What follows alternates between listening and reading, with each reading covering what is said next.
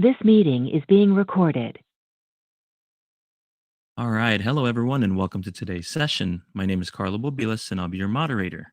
I'm pleased to introduce today's speaker, technical marketing engineer Eric Rennie. But before I hand over the mic, I do have a few housekeeping items to cover about today's session. Today's session will be recorded and made available on demand. We'll make sure to provide those details at the end. Also, we'd love to hear from you during today's presentation. So if you are on WebEx and have a question for Eric, please feel free to send it through the WebEx question and answer panel, where our wonderful panelists are ready to respond. For those tuning into our live stream, we thank you very much for joining in as well. Q&A is limited to those via WebEx. However, we will have a post-event Q&A thread over on the Cisco Learning Network community where you can post any follow-up questions. So without any further ado, I'd like to kick things off by welcoming Eric. Eric, over to you. Thank you, Carlo. Yes, good morning, good afternoon, or good evening, depending on where you are. Today, in this session, it's probably going to be a reasonably short session, which you might think, yay, it's good news. I'm just going to cover the recent highlights in what's new in Cisco Telemetry Broker version 2.3.3, actually, it's a sub-release. I've noticed on the slide here, it says summer 2025. Most of you realize we're in fall or autumn. The summer means that's when it was released. So CDB 2.3 was released towards the end of August. So don't be confused by that on this main slide. I thought that was quite funny when somebody brought that up. So without further ado, let's quickly cover some of the very high level features of CDB 2.3. So what we've done in this version, we've changed destinations to outputs. Now that might sound a bit silly. But in previous versions, for example, CDB.2, we had the concept of inputs and destinations. You create an input and you send it to a destination. We've changed the destinations to outputs. So it kind of makes more sense. You have an input and you want to send it to an output. So it helps with the clarity. But it also helps us at the what we call a broker node and cluster level. So when you cluster those. So we can actually give more precise what we call data flow. So when we connect those connections together, the inputs and outputs. And to be honest, on the back end, there's a lot more changes that we've done. So it's not just about relabeling it as an output. We're making it more flexible for future deployments as well.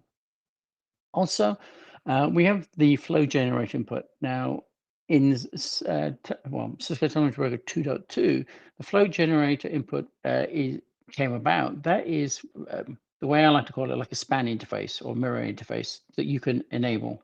So the CDB broker now has, the broker node, I should say, not the manager node. The broker node, you can have three interfaces now. One for management, which obviously management information, anything internet bound or internet facing goes over that.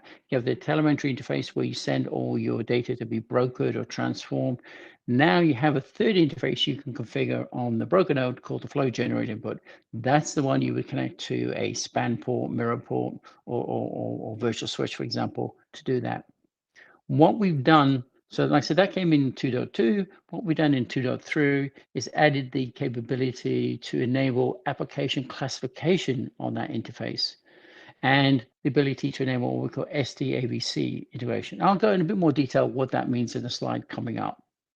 Also in this version, we've allowed the ingestion of Azure VNet flow logs. I'm sure some of you are aware that in Azure world in the cloud there, that they moved off NSG flow logs. You can still use NSG flow logs at the moment if you're a customer and you already have them configured. But if you're building out or trying to configure new NSG flow outputs, basically Azure is going to stop you. I think it ended in June this year, June 2025. You can no longer enable that. So we had to quickly make some changes on CDB to allow us to ingest the VNet alongside the NSG format of flow logs. Also, one of the features, which may not be that obvious, wasn't to me that we enabled, is what we call HTTP proxy mode. So we've allowed you to do that per broker node. So whether it's a standalone broker node or in a cluster, you can configure each of those nodes to point to a different web proxy. Before, we only did it at what we call the manager level. So if you had one manager managing an individual proxy node or cluster nodes, you could only configure the one proxy. And we'll see why we did that. On the enhancement side, we've improved the performance of what we call web proxy log input. Now, Again, in 2.3, we added the capability in CTB Broker to ingest web proxy logs and convert them into IPFix to be sent or consumed by, for example, SNA, Secure Network Analytics. What we've done in this version actually increased that performance about 2 to 4 times faster. So that's kind of good if you're using that feature. We also introduced backup and restore. Now, that sounds a bit strange, but what we mean by that is that feature was always there under the command line. So you'd have to go into the broker node and the command line and issue some commands to back up basically the rule definitions. So what I mean by that is when you define it, connect this input to this output, that's kind of a rule you're creating in the broker node. Those are the rules you want to back up in case for some reason you lose that device. What we've done is we've brought that into the user interface, so you don't have to go into the backend SSH in or any command line stuff to basically do a backup or restore of those rules that you've created. On the user interface, you'll see some changes there. We adopted the magnetic framework for you. For those of you not aware, the magnetic is basically a user interface framework that we're following across all of the Cisco Security Business Unit products. What that means is the navigation of the menus, they look the same rather than the top menu along the side. Also, some of the should we say, user interface of the screens are standard colors and formats and things like that. So we're trying to make everything standardized so it's easier for people when they're jumping, for example, SNA into CDB and vice versa, that they know how to navigate easily, or the navigation is similar. Also introduced dark mode into CDB, which is important to some people. I always smile at that. Now we support dark mode as well, so it's kind of cool. One little note I did put at the bottom of the slide is that if you've got CDB Broker already installed, minimum version that you have to be to upgrade to this late version of 2.3.3 is 2.2.1. So if you're on a lower version than 2.2.1, you'll have to upgrade to 2.2.1 first. And another key point here is that if it's, for example, VMware environment, you've got to make sure that that VM that you're running on supports what they call AVX capable CPU. It's required for those virtual instances. This is detailed in the installation guide. So do look at the installation guide and release notes before upgrading, and it explains in detail what that capability is. So you've got to expose that capability on the virtual environments or virtual machines. So let's go into a bit more detail about some of these features. So I mentioned about, destinations now being called outputs. Okay, the terminology's changed, but we've also allowed the ability to manage the outputs locally at the broker node, as we say, or the cluster level. So before the destinations, you couldn't do that. It was a destination. So that means if you had, like I said, a standalone broker node or node in clusters, it was all kind of tied to one destination. So like I say, the output's name changing isn't just a name. It's actually, we're breaking it out so we give you that granular or more precise ability to define that. So that means now I can define a separate output on a broker node, which is different from a broker node that's part of a cluster. Before, what I'm saying is we could do that. It's all classed as a single destination. So it's more flexible that way. We made it more clearer, more intuitive on the interface side. And also the most important thing here is the other major reason is we're going to accommodate new output types as they come along going forward. So this way of should we say, disassociating it from that one destination into individual outputs allows us to do that. Probably not so important if you haven't come across this, but it does help with the deployment and makes it easier to define those outputs. Couple of notes I put on here. If you're upgrading to 2.3, again, these are in the release notes, but I've highlighted them here. Any outputs or destinations that you have configured, if they are not connected to input, they will be removed during the upgrade. So be wary of that. So what that means is if you define a destination, I don't know, you define as UDP port something destination, but it's not actually connected to an input during the upgrade, what the system will do is remove them. It will just say, well, they're not connected, so you probably don't need it. If they are needed, make sure you make a note of them so you can put them back in or connect them to an input before you upgrade them. Also, the other note there is before upgrading to 2.3, if there's any unreachable destinations, as they calls it, what we recommend is that you remove those before upgrading. Otherwise, any legacy alert associated with that unreachable destination will carry forward, which you probably don't want when you upgrade to 2.3, because you won't be able to remove them. That alert will stay there and basically annoy the hell out of you. So advice there, if you see any unreachable destinations that are on your C2B manager when you're looking at it, remove them and then upgrade. Or, like I said, you'll end up with those messages forever by the stance of it. I'm sure there's a way in the back end to remove it if it became too painful, but will requires extra work. Now, want to make a distinction between what I say here, local and cluster inputs and outputs. Now, when I say local, that's individual broker nodes, and a cluster where you have more than one broker node working in a HA pair with a virtual IP. So that's what we mean by cluster. Now, a couple of things I've highlighted here. I've said only one XDR output is supported per local broker node or per cluster. Now, what do I mean by XDR? Hopefully you know or heard about Cisco XDR. So what I'm saying here is that you can configure an output and you can select it as XDR. So that will send information into our cloud, into the XDR cloud backend. So we can take on-prem information basically and send that off to be analyzed by XDR analytics in the cloud. So what we're saying, you can only find one output per physical local broker node or in a cluster. So if you got two in the cluster, only one of them can send to XDR cloud at a time as an output. Well, only one will be active anyway. So that's kind of a key point to highlight there. If it's also a virtual broker node, and you're using the transformation specs, it can support up to 80,000 flows per second into that cloud, into that XDR environment. If it's a hardware broker node, it can support up to 300,000 flows per second. And when I say transformation specs, when you read the installation guide, you'll see there's different recommendations on how much CPU, memory, and hard disk you need for the broker nodes. And there's one category called transformation. That's the highest spec. So you need a higher spec one to do the transformation, converting effectively the on-prem, let's call it NetFlow, if you want that, into cloud version, which is basically JSON format to send into XDR or the cloud. So do be careful of that. And like I said, there is limitations on throughputs, whether it's virtual or physical. What else is important here? Different inputs are available depending on whether you're selected a non-cluster node or a cluster node, as I show below. Now, I highlight this because I wasn't too aware of this, and it's something that kind of confused me to begin with.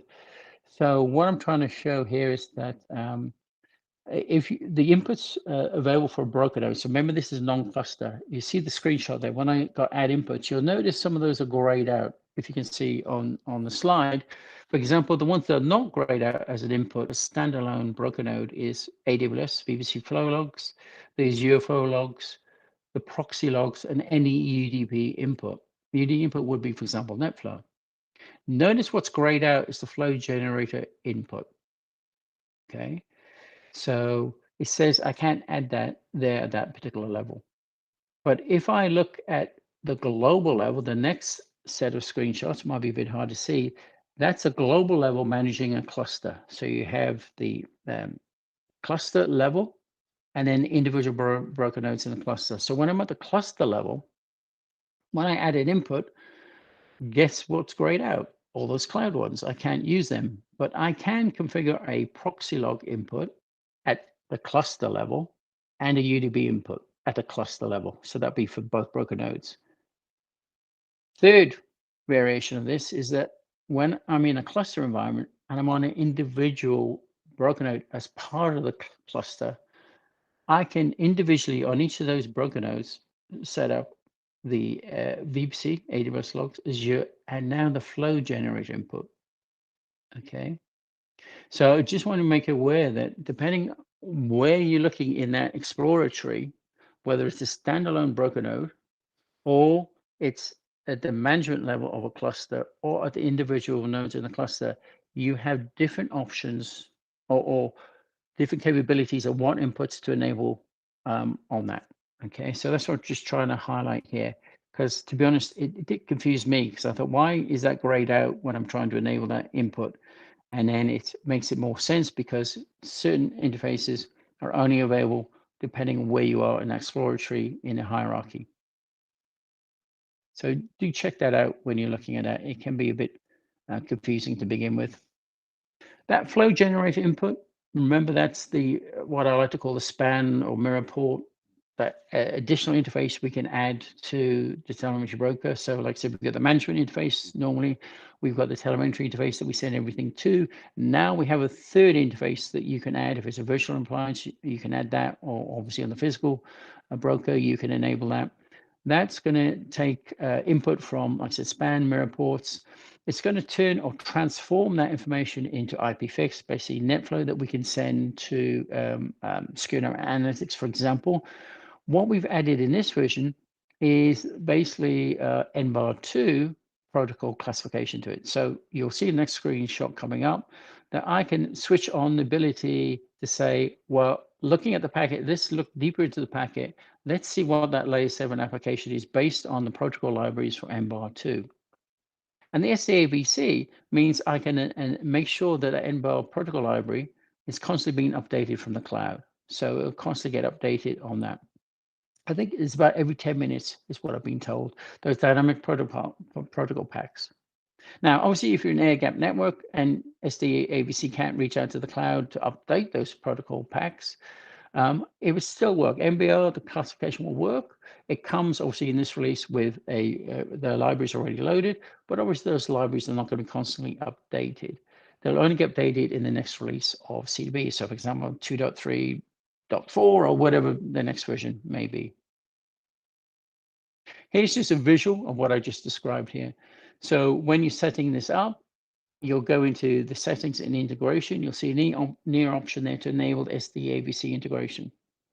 If you click that, it will then reach out into the cloud. Actually check your smart licensing as well to make sure obviously CDB is licensed and things like that. So there is licensing check. So you might see an error message there, for example, if you haven't got internet access or you haven't configured HTTP proxy. If you've got to go through proxy correctly on the CDB, you'll get an error there. Or again, if your smart license is not correct, you'll get various error messages there. But if everything works, you click that button within seconds, you'll see that turn not green, but it actually goes blue. On the right-hand side, when you're defining the input for that flow generator input, you'll notice here I've highlighted there's a button there called Enable Application Classification. You have to enable that. That will do that NBAR deep packet application classification for us. Also notice I didn't highlight on the screenshot, but the flow generator input also generates what I call enhanced net flow. So that's often referred to as encrypted traffic analytics. I actually, to be honest, I don't like that word because it's not doing any encrypted traffic analytics at all. It's generating additional fields that we can use for analytics. So it's adding additional fields to the IPFix or flow data that we get that SNA can use. I put a typical use case here. You know, somebody says, why is application classification important? Typical use as well, help me identify malicious software. You know, what's using a non-standard port? You know, I could say this is port 80 traffic, this is port 443 traffic at the networking level, but is it really? You know, is this 443 traffic being tunneled through something else? That's the beauty of doing that deeper, should we say, application classification or mapping. This is what it actually looks like in Cisco Analytics. This is a flow session we pulled up here, and hopefully you can see there's actually 3 columns in the middle here, or towards the right, I should say. There's one says application, one says application flow sensor, one says application NBAR. I think the application NBAR is self-explanatory. You have to enable that column, but that's that application classification or deeper packet inspection. You'll see the one on flow sensor. We have a separate flow sensor in our lab environment here where this came from, and that's working off a span port. That's also able to give us the layer 7 as well because it's doing more of a deep packet inspection. But the other column, this is application without flow NBAR, that's purely based on the protocol port number. So if it sees, for example, HTTPS 443, it says, oh, well, I think the application is HTTPS. But notice on the end bar side, it says it's a secure socket layer. So it's a subtle difference of how they classify that based on, obviously, the end bar is not basing it on port number, it's looking deeper into the app and confirming what it is. And also notice for HTTPS, the flow sensor 2 dot lines, it didn't pick it up because that traffic didn't flow past the flow sensor port. That's all that means. We mentioned the support for the VNet and virtual network flow logs. When you actually configure an input, and remember, it's going to be different where you configure it if it's available, whether it's on the node, individual broker node, or a cluster, or the management level of the cluster. But when you get the right level, you will define in the drop down here, you'll get an option now to set virtual network. So that's for the VNet. You can still define network security group, but like I said, only define that if you currently have NSG set up in Azure. If you're starting from the beginning, you won't be allowed to configure any NSG logs from Azure anyway. But that's why you give the two options there. That's why I said all pre-existing logs inputs will automatically be migrated. So that's a good point. So if you've got those when you're upgrading, they will all also. But the warning here is, notice they default to NSG group. So again, do read the upgrade notes. So what I'm saying here, that green note above, is that if you've already started to use a combination of, well, I should say, if you already got network security group flow log types, and you started to use the new VNet ones like we have in our lab, if you upgrade to 2.3, it would automatically convert everything back to NSG type. So watch out for that one. That's kind of, let's say, not nice if you've got already got a mix before you upgrade to 2.3. Obviously, after 2.3, it's not that important. So just kind of keep an eye out for that one. Here, I'm just showing you what those logs look like. Not that sexy really from a flow switch perspective, but these are the Azure flow logs. So what I'm trying to show here is that the CDB has consumed or ingested the VNet flow logs from that input. The output, I send it to as my Secure Analytics flow collector. The flow collector is CNAP because the CDB is transforming those VNet flow logs into IPFix, and we're consuming that on the flow collector. And this is what it shows up here. So this is actually coming from an IP address, the 10.00.4. You see the subject IP address. That is my IP address that represents my Azure source of flow. You can define that. When you define the input, it will ask you to give it an IP address. And that's purely just an IP address to reference that it's coming from that VNet as what we call exporter, so to speak, in SNA world. So that's why I know that 10.000.4 is not a real IP address. It's just an IP address I made up and gave when I defined the input for those VNet flow logs. So we can see that. Now, mention the per broker node HTTPS proxy configuration. Now, like I said before, we didn't support per node configuration. It was done at basically the manager level, which is kind of limiting, because that means if you deploy the manager in one region and a broker in a different region and a cluster in another region, and you define the proxy at the manager, but the manager's in a different VLAN or different subnet or segment from the rest, it might have a different proxy, but the broker nodes and all those might be in a different region, and they need to use a local proxy. They can't. So we've allowed you to do that. We've broken that down to allow from the manager level, the broker nodes level, and the cluster level. Now, you might think, well, what's proxy? Why do we need internet access? Why is proxy an important setting? Well, a couple of reasons why we'll need internet access and potentially proxy, if that's how you get access to the internet, is for the SDA VC. If you want to enable that, that needs to go through. If we want to get inputs from AWS and Azure, so if we want to download those VNet and VPC flow logs, we need internet connection. Those are actually downloaded through the management interface. Okay, so this is why the proxy setting at the different levels is important. if we want to get access to those, if you have direct internet access, you don't have to worry about the setting, of course. You can go there, you can access SDAVC, you can basically connect to AWS and Azure and pull down those logs as you need them. If you don't have direct access, you have to configure the proxy. And this is why we split it down to the different levels. Some other enhancements here that we've done, we mentioned the performance increase. Obviously, it's difficult to show that on the slide. But one of the other things we've done is the backup restore I mentioned. Here's me showing you at an individual broker node. We're looking at the broker details. You now have two little buttons there to back up the rules and restore the rules. So this is the rules that define, that you create, that define the inputs, the outputs, and the connections between them, or the data flow.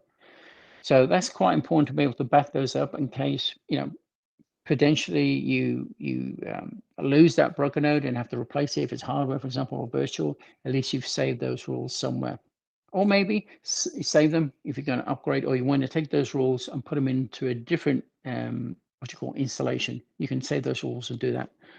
One thing to note, that if I select one of the broker nodes that are part of the cluster, and I look at broker node details, I do not see a backup rules or restore rules. Now that confused me first. I thought, why can I not back up the rules on a broker node that's part of a cluster? And then I spoke to somebody to explain to me. The reason why we don't have that option is because the broker nodes in the cluster are backing each other up. So why do you need to back up the rules again? Kind of made sense. So if you've got broker nodes in the cluster, you won't see under the broker node details that got highlighted, you won't see the backup and restore option. That's because broker node 1 is backing up broker node 2. So one of those fails, you still have the rules. Kind of made sense.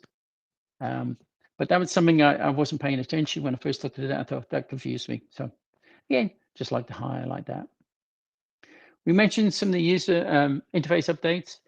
Hopefully you'll see when you upgrade to 2.3. We've got great adoption of the magnetic framework, the magnetic design system, as we call it. So we're making everything consistent and clearer. The charts, we got migrating what we call the bar charts. You see there on the right. We've got the donut charts. We've got line charts and Sankey. They're kind of cool. So at the manager level, you get this nice like dashboard health view of your whole installation. So you get to see, at the dashboard level, the donut there, the number of inputs you configured, the number of outputs, the traffic. On the bar side there, licensing, that's important. Obviously, we license CDB broker on gigabits per day. So it's interesting to see on the bar chart, you get a 30-day look back period. But I've tried to highlight there, this little black dotted line that shows my average over the last 7 days. So that's a good number to also look at from a licensing perspective or even just throughput perspective. On the line type charts, we look at like CPU, so it's the CPU of the manager, the broker nodes and things like that. The whole environment basically will be highlighted there.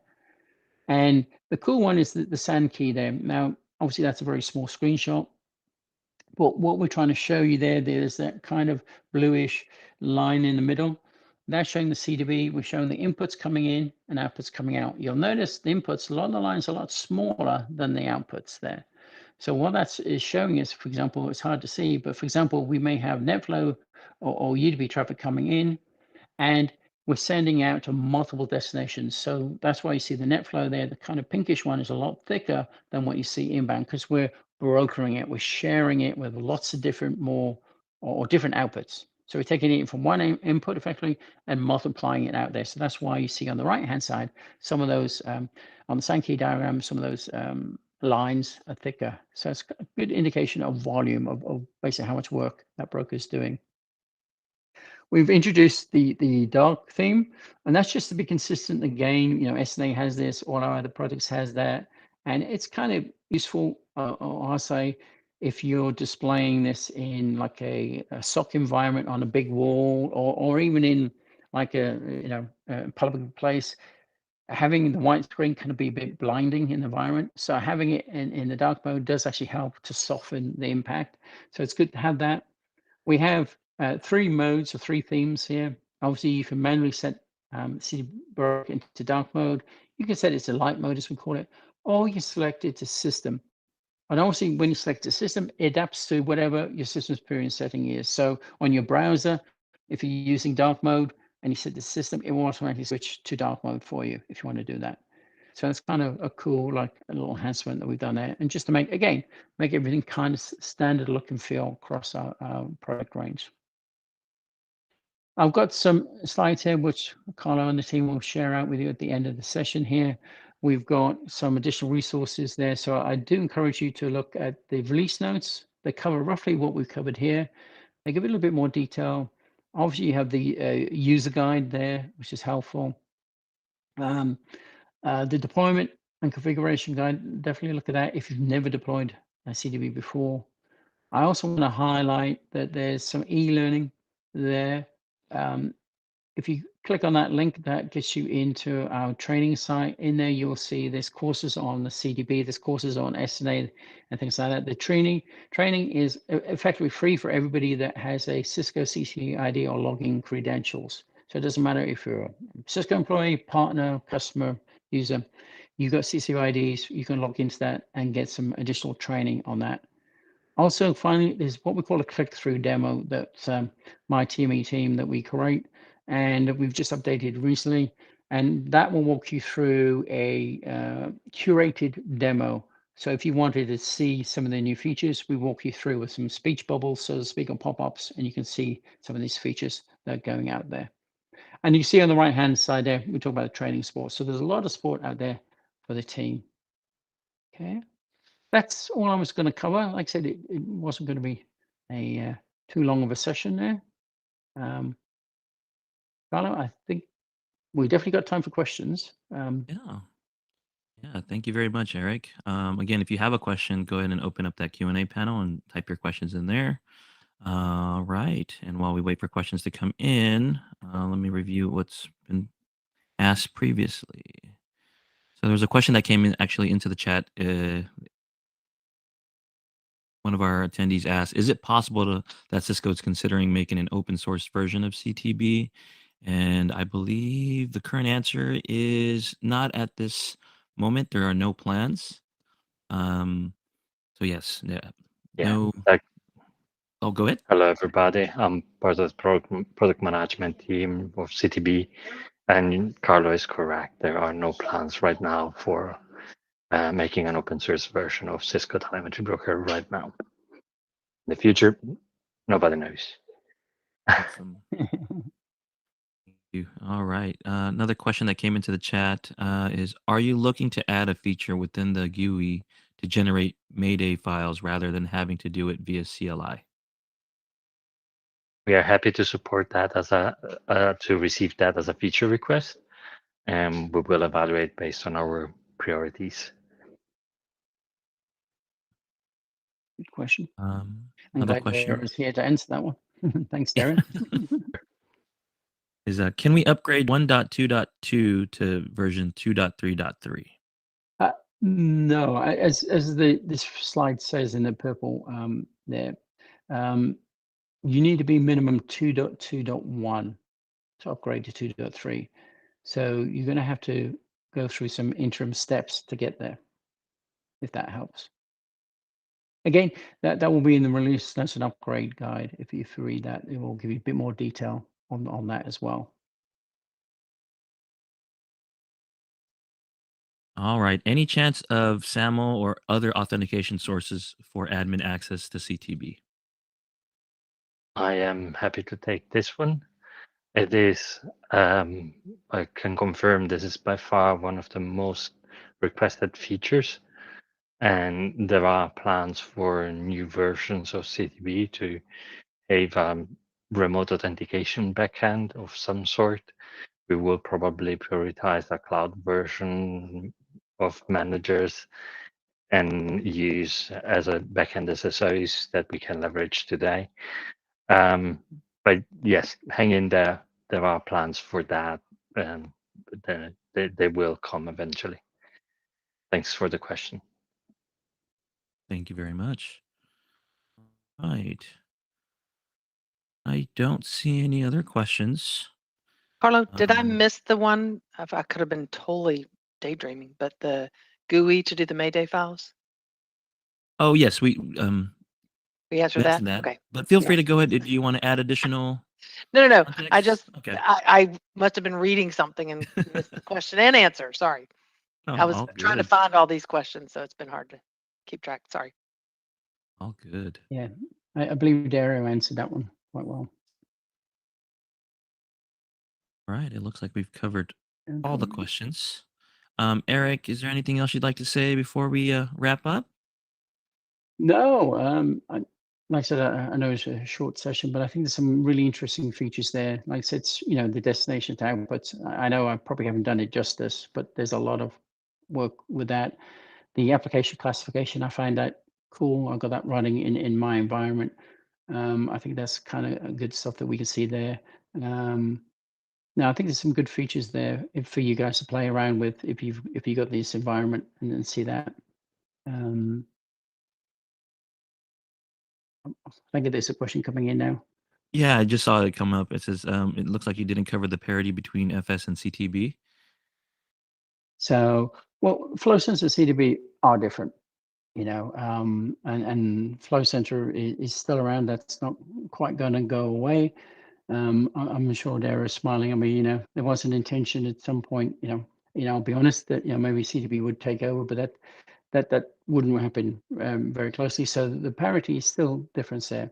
If you think about the flow center at the moment, if you think about speeds and feeds, that's one big difference at the moment. The flow sensor, even, you got virtual and physical, but you think of the physical, if you want to go 100 gig interfaces, things like that, the CDB at the moment on the flow, if you want to call it the flow sensor, flow generator input, we're going to be limited to, correct me if I'm wrong, Dara, I think it's 10 gigabit throughput kind of limitations at the moment. So you got to think about it that way. The flow sensor, like I said, it does do some deep packet inspection, but it doesn't use the more modern MBAR 2 protocol stuff. So it uses a more proprietary system. So that's kind of a bit more, I'd say, antiquated. It does, flow sensor CB both generate the ETA flow data or enhanced flow data, I like to call it. That's kind of similar. The flow sensor doesn't consume or transform web proxy logs. The CDB does. So there is different pros and cons. So they're not exactly the same, if that makes sense. So it depends on your use case. I mean, going forward, what I'd like to see is obviously we'd have just a CDB that would replace the flow center down the line at some point. But obviously that's, we're way off from that at the moment. So there's different use cases for both of those at the moment, depending on your environment. I have a customer at the moment that's deploying both CDB and flow sensor, but CDB in a different part of the network compared to the flow sensor, depending on their requirements there. So, like I said, it's similar, but not the same. I do agree with Eric. They are different and very similar in nature. If you use them as an example to serve data to SNA, which is the most frequent coupling, the real difference between the flow sensor and CTB, on top of what Eric just correctly said, is that SRT values and RTT values are missing on CTB, and they are there on the flow sensor. Again, that's on top of what Eric correctly just stated. However, there might be situations where you need a net flow generation appliance that generates net flow from raw traffic that is not coupled with SNA. So for other use cases, and like Eric correctly stated, depending on use cases, you might want to opt for one or the other. So in the case there is no SNA around, obviously CTB, as an example, is an excellent match for thousand-eyes traffic insights.